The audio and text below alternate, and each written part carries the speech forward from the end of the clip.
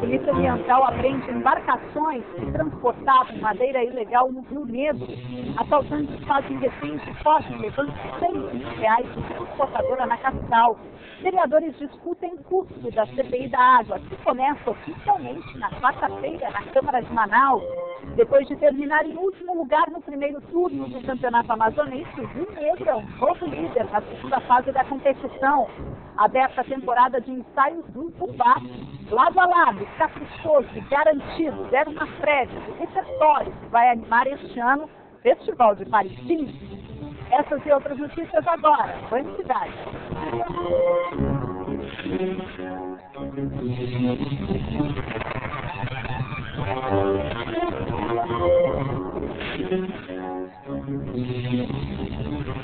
Olá, boa tarde. A Polícia Ambiental apreendeu esta manhã em Manaus 3 embarcações que transportavam madeira ilegal no Rio Negro. O dono de um dos navios foi preso e autuado.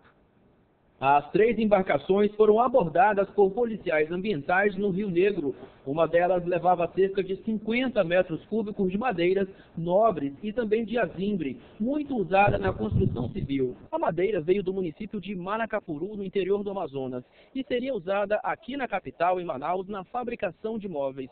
O dono da embarcação também não apresentou a documentação necessária para trafegar no rio. Por isso vai ser encaminhado à delegacia para prestar esclarecimentos e ainda vai pagar uma multa. A madeira veio de Manacapuru, no interior do Amazonas. O dono da embarcação alegou não saber que a madeira não tinha procedência e que teria recebido R$1.500 para fazer o transporte até Manaus. Você pagaram por ele por R$1.500. Cobrou de R$1.500. Não, cobrei dele. Essa embarcação carregava madeira no porão e na área comum. Segundo a polícia, o peso do material poderia causar um naufrágio. Veja a distância em que ficou a água do rio e a parte de cima do barco. Todo o material foi doado a instituições cadastradas pela Polícia Ambiental. A madeira, provavelmente, como não tem o procedimento dela, está sem documentação, ela vai ser doada para a instituição filantrópica.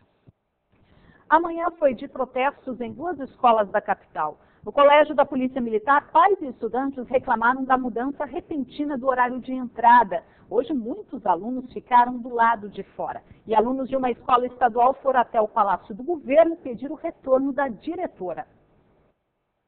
7 horas da manhã e pelo menos 70 alunos do lado de fora da escola. Na última sexta-feira, a direção do Colégio Militar, da Polícia Militar, localizado no bairro Cidade Nova, enviou esse comunicado para os pais, informando a antecipação do horário de entrada para 6h45. Mas quem chegou em cima da hora não conseguiu mais entrar. Eu moro lá na Cidade de Deus. Meu ônibus passa de 1 em 1 hora. Não tem como eu chegar aqui antes de 6h45. Eu cheguei aqui, eu até consegui chegar hoje mais cedo, 6h45. Só que o portão já tinha fechado. Tinha prova de espanhol e de geografia. E muitos alunos também aqui, que tinham prova, também não vão fazer. Os pais reclamam da mudança de horário, já que a escola é pública e em todos os outros colégios, a tolerância até 7 horas da manhã. O CMPM de Petrópolis fecha 7 e a tolerância até 7h15. Por que aqui tem que fechar 15 para as 7? A minha filha chegou aqui 6h40 e o portão já estava fechado. A direção da escola, que assumiu há 2 meses, informou que a mudança de horário foi definida com a SEDUC e que o colégio atende normas militares. Foi feito o pente fino, onde nós tivemos reparamos cabelo, né, a boina, o uniforme e também o horário para que a parte de pedagogia, né, e a sala de aula não seja afetada com atraso de alunos, que não é comum em unidade de ensino militar. Na zona oeste da cidade, estudantes também não assistiram aula, mas o motivo foi o protesto realizado em frente à sede do governo. Esses alunos da Escola Estadual Senador Petrônio Portela pediam o retorno da diretora da escola. Saiu da escola porque motivos pessoais entre ela e a atual coordenadora do Distrito 3.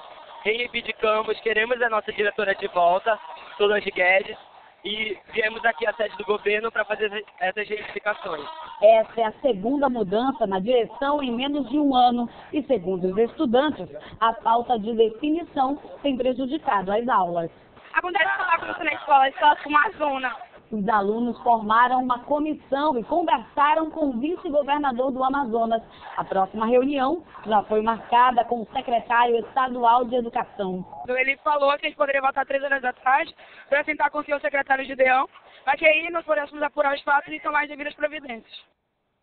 A empresa Amazonas Energia assinou hoje no Ministério Público do Estado um termo de ajustamento de conduta. A TAC foi proposta pela própria empresa após as denúncias de cobrança indevida dos consumidores.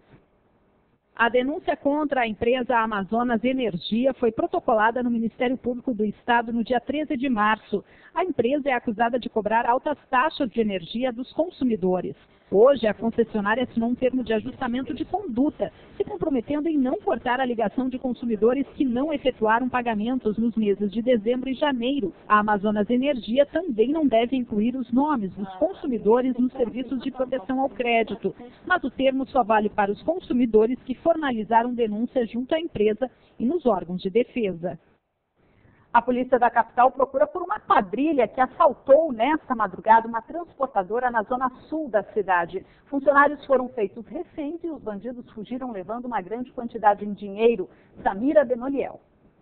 De acordo com a polícia, 4 homens encapuzados e armados invadiram a transportadora. Os funcionários da empresa foram feitos reféns por pelo menos 1 hora. E o que mais assustou a polícia foi a ousadia dos assaltantes, que conseguiram desligar o alarme da empresa e ainda levar o computador que armazenava as imagens do circuito interno de segurança. O grupo fugiu com R$6 mil em dinheiro e celulares. O caso foi encaminhado à Delegacia de Roubos e Furtos. Para o Band Cidade, Samira Benoliel. Integrantes da Comissão Parlamentar de Inquérito se reuniram nesta segunda-feira para discutir as estratégias e também o custo da CPI da água. Os trabalhos mesmo começam na quarta-feira.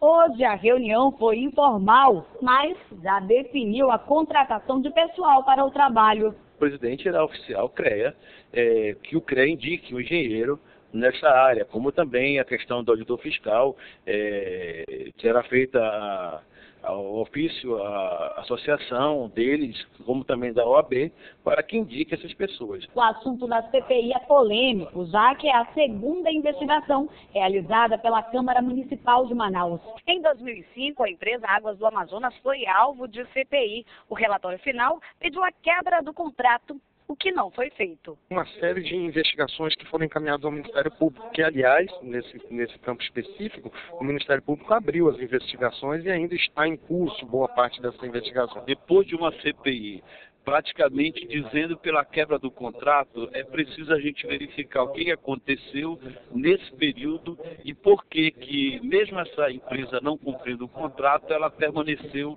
ainda na nossa cidade. A CPI este ano deve analisar o contrato com a empresa Águas do Amazonas, a prestação de serviço e toda a documentação desde 2000, quando o serviço de abastecimento de água em Manaus foi privatizado, e apurar ainda o porquê de nada ter sido feito, mesmo com relatórios confirmando o descumprimento do serviço. Que precisa, é necessário desde a privatização, mas nós estamos limitados aos objetivos da CPI.